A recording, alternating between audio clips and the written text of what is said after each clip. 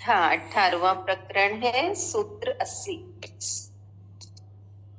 आज हमें कह रहे हैं योगी को न स्वर्ग है न नरक है, न जीवन मुक्ति ही है, इसमें बहुत कहने से क्या प्रयोजन, योग की दृष्टि से कुछ भी नहीं है।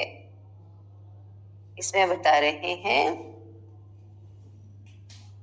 भारतीय मनीषियों ने इस अध्यात्म पर जितना चिंतन मनन खोज की है उतने कोई धर्म नहीं कर सका है। ईसाई, यहूदी, मुस्लिम धर्म स्वर्ग नरक के आगे की बात नहीं कह सकेगी। मुक्ति की उनकी कोई कल्पना भी नहीं है। उन्होंने ईश्वर को भी व्यक्ति मान लिया व आकाश में कहीं बिठा दिया जहां से उसने 7 दिन में सृष्टि का निर्माण कर दिया। वह वहीं से इसका संचालन कर रहा है। वो दंड भी देता है, पुरस्कार भी देता है, स्वर्ग और नरक में भी अपनी इच्छा से भेज देता है। वो दयालु भी है, क्षमा भी कर देता है। महावीर ने ब्रह्म जैसी शक्ति को मानने से इनकार कर दिया एवं आत्माओं को भी अनेक मान लिया, जबकि यह अनेकता मन के तल तक ही दिखाई देती है। आत्मज्ञान मन के तल से आगे की स्थिति है, जहां पहुंचकर सभी भिन्नताएं समाप्त हो जाती है। मृत्यु के उपरांत केवल शरीर छूटता है।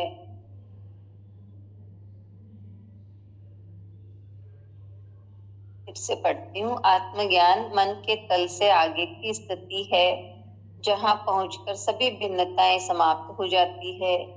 मृत्यु के उपरांत केवल शरीर छूटता है, बाकी सूक्ष्म शरीर, मन, चित्त, अहंकार आदि सभी लेकर वह जीवात्मा एक निश्चित अवधि तक अंतराल में भटकती रहती है, जहां अपने अहंकार एवं वासना आदि के कारण सुख दुख का अनुभव करती है। सरल आत्माएं सुख एवं दुष्ट आत्माएं दुख अनुभव करती है। यही उनका स्वर्ग नरक है।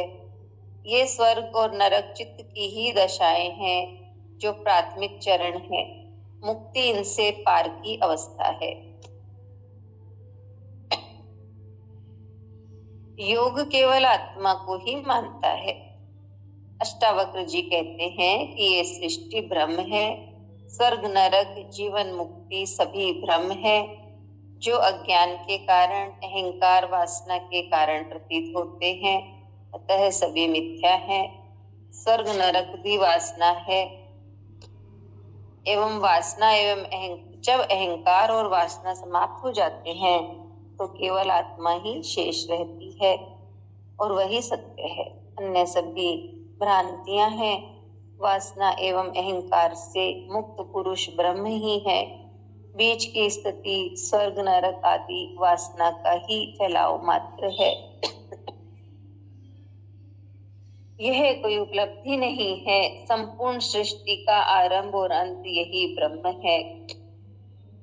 जीवात्मा का यही सर्वोच्च शिखर है, मंजिल है। योग की यही मान्यता सर्वोपरि है। इतना ही है लेसन, जिसमें हमें अनेक धर्मों के बारे में बताया है कि जो भारतीय मनीषियों ने अध्यात्म पर जितना अध्ययन किया है, चिंतन मनन किया, ऐसा दूसरे कोई धर्म ने नहीं किया। बाकी धर्मों ने केवल स्वर्ग नरक के आगे कोई बात नहीं की, मुक्ति की उन्होंने कल्पना भी नहीं की, और भगवान को कहा आकाश, कहीं आकाश में बिठा दिया। उन्होंने मान लिया कि वो भगवान आकाश में कहीं बैठा है और 7 दिन में सृष्टि का निर्माण कर दिया उसने, और वो ही संचालन करता है, वो ही दंड और पुरस्कार देता है। अपनी मर्जी से भगवान ही स्वर्ग में किसी को भेज देता है, किसी को नरक में भेज देता है। वो दयालु भी है, क्षमा भी करता है। और महावीर ने ब्रह्म जैसी कोई शक्ति को मानने से इनकार कर दिया और वहां पे उन्होंने वो आत्माएं भी अनेक मानते हैं कि अनेक आत्मा, जबकि वास्तव में है केवल एक ही आत्मा, यानी वो परमात्मा ही है, वो ही अनेक रूपों में विभक्त हो गया है। इसलिए सबको लगता है कि इसकी आत्मा अलग, उसकी आत्मा अलग, लेकिन वास्तव में है एक ही आत्मा। तो यही बताया है कि उन्होंने ये जो अनेकता है वो मन के धरातल तक दिखाई देती है और आत्मज्ञान में मन के तल से आगे की स्थिति है, यानी मन से हम ऊपर उठते जाएंगे, मन से बुद्धि, बुद्धि से चित्त, अहंकार, तब वहां आत्मा तक पहुंचते हैं, तब ये सारी भिन्नताएं समाप्त हो जाती है और मृत्यु के बाद केवल शरीर ही नहीं, शरीर ही छूटता है, बाकी जो हमारा सूक्ष्म शरीर है, मन, चित्त, अहंकार, वो सभी मनुष्य अपने साथ ही, वो जो जीवात्मा है उसी में ही रहते हैं ये, और फिर वो आत्मा एक निश्चित अवधि तक भटकती है और अपनी जो वासनाएं, अहंकार है, उनके अनुसार सुख दुख भोगती रहती है।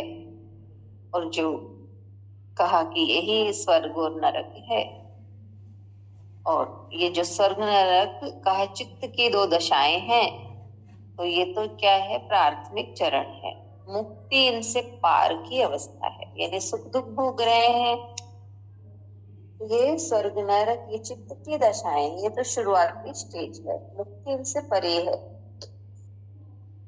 तो इसलिए ही अष्टावक्र जी कहते हैं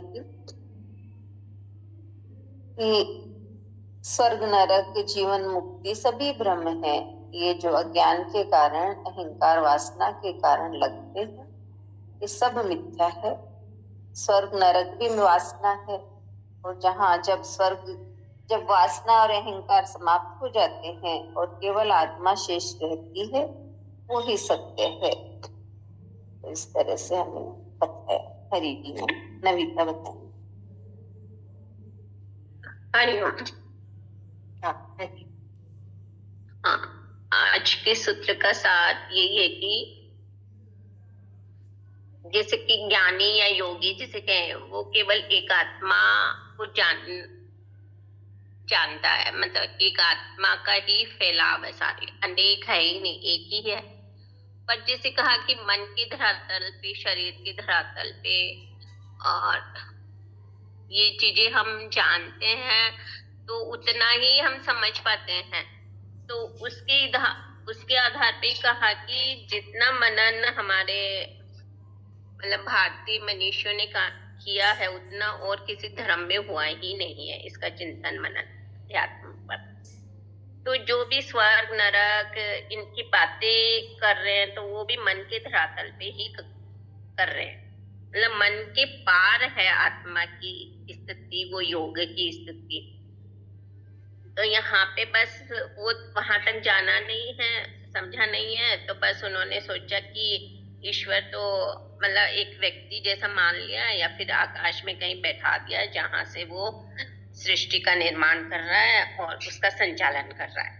तो ऐसी मान्यता है कि वो ईश्वर फिर दंड भी देता है, पुरस्कार भी देता है, अपनी इच्छा से ही नरक स्वर्ग में भेज देता है, दया भी करता है, क्षमा भी करता है, मतलब जो भी ये इतनी सारी मान्यताएं या बातें हैं धर्म की, धर्म बोल के ऐसे बोला जाता है, तो वो सब भी अज्ञानी बताया कि वो सब भी मन के धरातल से ही ये सब चीजें बोली जा रही है। लेकिन आत्मज्ञान जब होता है, वो कहा कि वो मन के तल से आगे की स्थिति है, जहां पहुंचकर ये सब भिन्नताएं ही समाप्त हो जाती है, कि द्वैत का भाव ही मिट जाता है। और ये भी स्पष्ट किया कि शरीर मतलब जो स्थूल शरीर है, मृत्यु के बाद वो छूटता है, फिर उसके बाद वो सूक्ष्म शरीर, मन, चित्त, ये सब रहते हैं। तो जिसकी जैसे संस्कार होगा, जिसका जैसा चित्त होगा, तो कहा कि वो उसी तरह से सुख दुख का अनुभव करते हैं, और यही उनका स्वर्ग नरक है। मतलब स्वर्ग नरक भी कोई स्थान नहीं है, चित्त की दशाएं हैं। कि जिसको अच्छा फील हो रहा है उसके लिए स्वर्ग है, जिसको नहीं हो रहा उसके लिए नरक है। तो ये सब तो प्रथम चरण कहा है इन सबको। तो इससे पार कहा मुक्ति की अवस्था है, जहाँ पे केवल वो एक आत्मा ही रह जाती है, आत्मा को ही जानने वाला बचता है। मतलब वो आत्म ज्ञान ही समझे, वहां पे वो स्थिति हो जाती है जहाँ पे ये जो सारा भ्रम है, स्वर्ग नरक जीवन मुक्ति, ये सब कहा कि अज्ञान अहंकार वासना के कारण ही होते हैं। और जब ये वासना अहंकार सब मिट जाते हैं, मतलब ज्ञान होते ही खत्म हो जाते हैं, तो केवल वो एक सत्य बचता है, आत्मज्ञान बचता है। और इसी को ही योग कहा, और यही जीवात्मा का सर्वोच्च शिखर कहा गया। हरि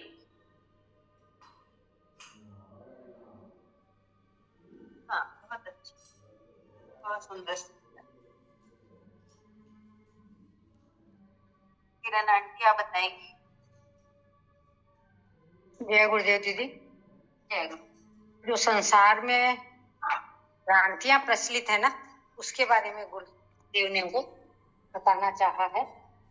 तो कहा ना कि एक तो योग है हमारा, और एक है कि एक में योग में मतलब एक आत्मा का ही पसारा है, और सर्वत्र वो ही वो है। और दूसरी तरफ का कि जो हमारे मनुष्यों ने सार निकाला है, वैसा सार और कोई धर्म वाले निकाल नहीं पाए, क्योंकि वो उस मन के तल से ऊपर पहुंचे ही नहीं। इसलिए उन्होंने कह दिया कि आत्मा अनेक है, बुरी आत्माएं होती है, वो भटकती रहती है। और भगवान को भी उन्होंने ब्रह्म को बोले ना, तो महावीर स्वामी ने भी ब्रह्म के एकत्व को तो नहीं माना। तो वो भी कहते हैं कि परमात्मा को एक पुरुष एक व्यक्ति बना दिया, वो ऊपर बैठा है, और सृष्टि की रचना भी 7 ही दिन में कर दी, और कहा कि वो अपनी मर्जी से स्वर्ग नरक में भेजता है, अपनी मर्जी से सुख दुख देता है, अपनी मर्जी से वो व्यक्ति को अलग अलग स्थितियों में रखता है। पर यहाँ अष्टावक्र जी कहना चाहते कि नहीं, आत्मा एक है।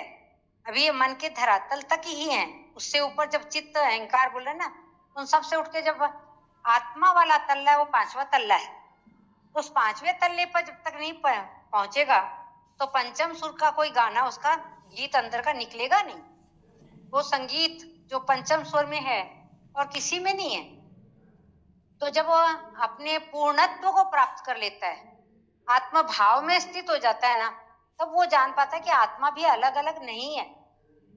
तो सबसे बड़ी बात यही है कि किसी भी धर्म की पहुंच वहां तक नहीं जो हमारे सनातन धर्म की है।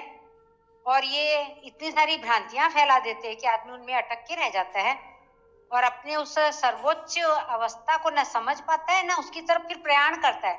जब समझा ही नहीं तो चलेगा कैसे? इसलिए इन्हीं बातों में अटक जाता है। तो कहा ना, स्वर्ग और नर्क भी हमारी एक वासना है, कल्पना है, कि आदमी चाहता है मैं ये धर्म के काम कर दूं तो मुझे स्वर्ग मिल जाएगा, नहीं तो नर्क मिलेगा। पर गुरुदेव ने भी यही कहा, और अष्टावक्र जी ने भी कहा कि स्वर्ग नर्क के मात्र वासना है, कल्पना में रहता है जो व्यक्ति।